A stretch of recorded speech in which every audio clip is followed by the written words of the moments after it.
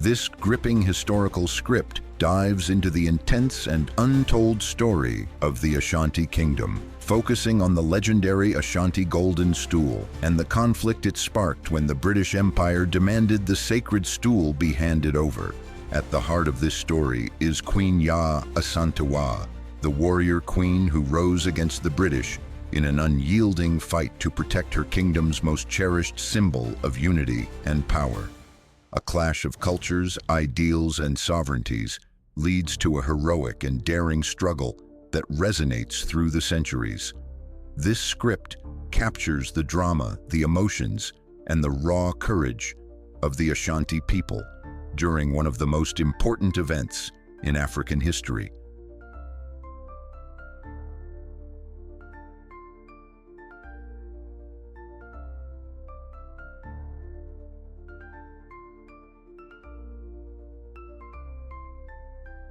The Ashanti Kingdom, nestled in the heart of West Africa, stood as one of the most powerful and sophisticated empires of its time. The people of Ashanti were bound by a sacred connection to the earth, their ancestors, and the throne that ruled them, the Golden Stool. This revered object, crafted with divine craftsmanship, was not just a seat for the king, but a vessel of the kingdom's spiritual strength. Legend tells that the stool was summoned by the heavens themselves, descending from the skies and landing atop a humble chief's lap, signaling the beginning of a new era for the Ashanti. Carved from a single piece of wood and covered in golden leaf, the stool was imbued with the souls of past kings and queens. It was said that the first person to sit upon the stool would be the rightful ruler of the Ashanti, and ever since, it remained unbroken in the heart of the royal palace. It was not simply a throne, it was the embodiment of the Ashanti people's unity, power, and divine connection. No one, not even the king himself, could sit on the golden stool without divine permission. It was the most sacred object in Ashanti culture, revered by the masses and feared by all who would dare challenge it. Yet, in the year 1900, as the British Empire's imperial ambition spread across Africa, the sacred stool would become the flashpoint for one of the most dramatic and defiant moments in African history.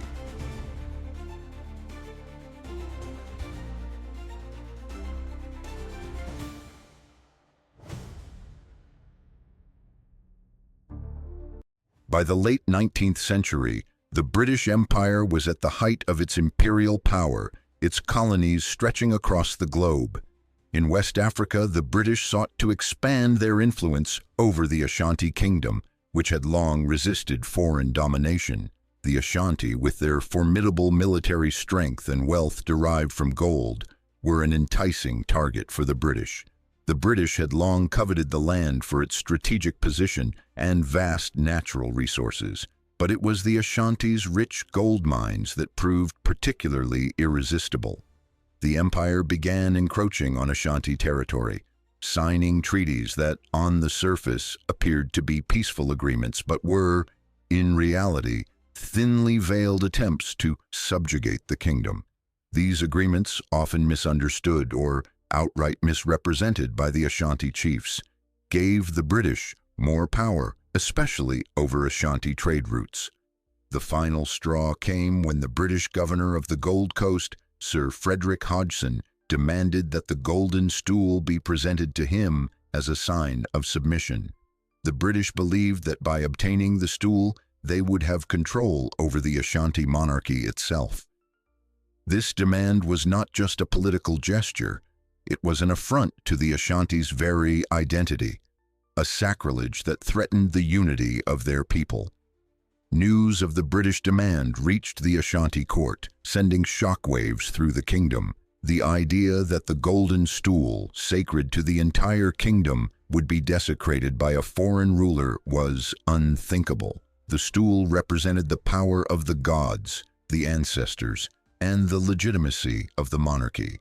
The Ashanti people, bound by their reverence for the stool, could not and would not allow it to fall into the hands of the British. At the time of the British demand for the Golden Stool, the Ashanti Kingdom was led by King Prempeh I. However, it was Queen Ya Asantewa, the Queen Mother, who would become the defining figure in the kingdom's resistance. Born into a prominent family in the Ashanti Empire, Ya Asantewa was not only a royal by birth, but also a woman of remarkable intellect, courage, and leadership.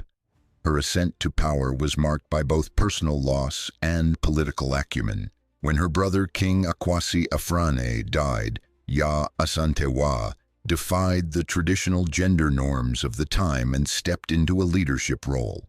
Her sharp wit and strong resolve had already earned her respect among her people, and she became a formidable force within the royal court.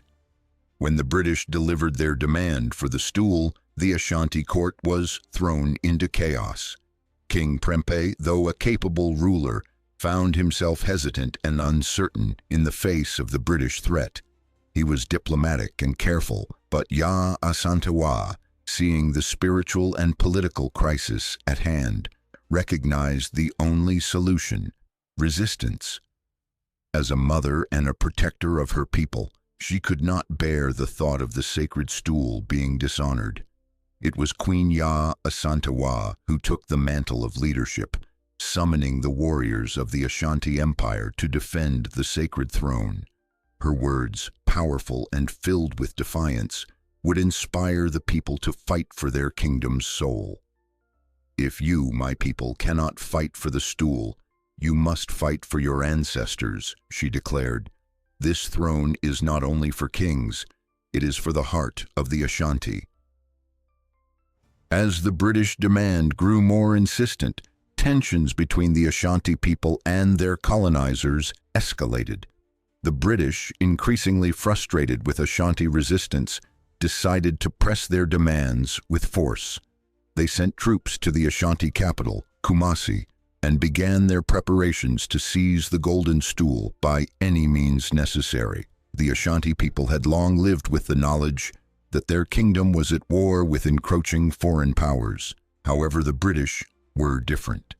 Unlike the other traders and colonizers who had come before them, the British were relentless and brutal, treating Ashanti land as spoils to be seized rather than partners to be respected. In addition to their demand for the stool, the British began to push for more military and economic control, including the imposition of taxes on the Ashanti people. Queen Ya Asantewa, understanding that negotiation was no longer an option, stood resolute in her position. The Ashanti Council debated the best course of action.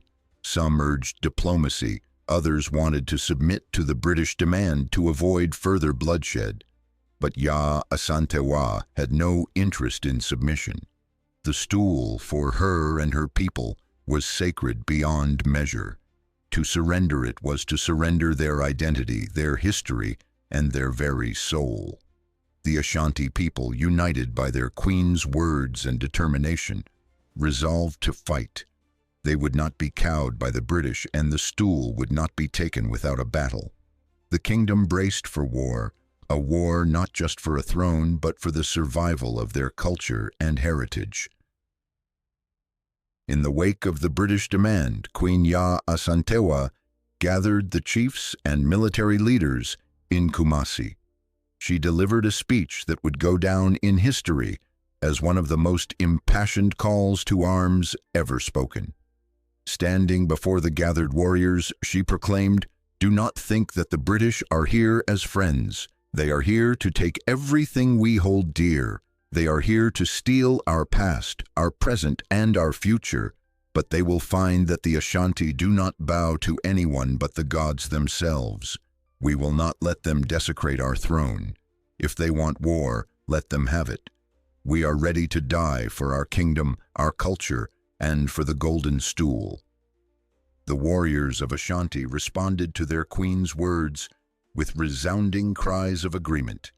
The entire kingdom, from the men in the villages to the royal court, rallied behind her. Even the most skeptical among the council could not deny her passion and resolve. With war declared, the Ashanti army, under the command of their queen, began to mobilize.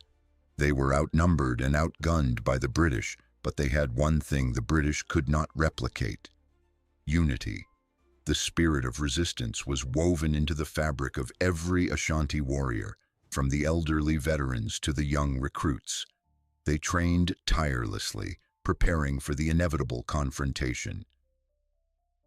The battle to protect the Golden Stool was one of desperation, fierce determination, and unmatched bravery. The Ashanti warriors, led by Queen Asantewaa herself, faced the British with everything they had.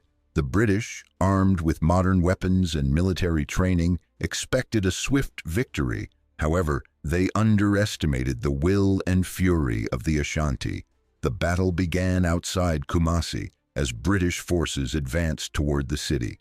The Ashanti army, using guerrilla tactics and deep knowledge of the terrain, launched surprise attacks, inflicting heavy casualties on the British troops. Queen Asantewaa led her forces with a commanding presence, personally engaging in combat and rallying her soldiers with every strike. Despite their courage and tactical advantage, the Ashanti were no match for the British firepower. The British artillery tore through the ranks of the Ashanti, and slowly the kingdom's defenses began to crumble. However, the Ashanti refused to surrender.